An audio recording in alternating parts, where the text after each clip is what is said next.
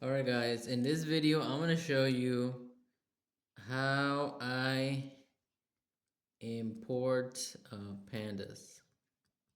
This is how I import pandas in my Python programs. So the first thing I do is I write this command, import pandas as pd.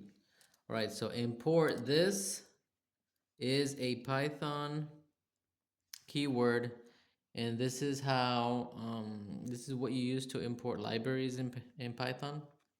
And of course we're importing the pandas library, and then this thing here is what we call an alias.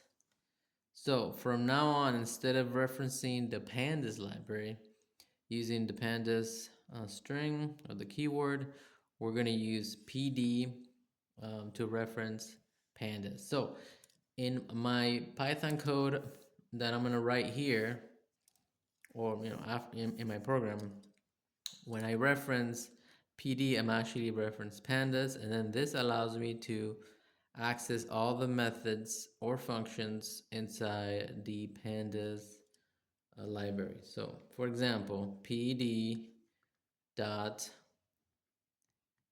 data frame.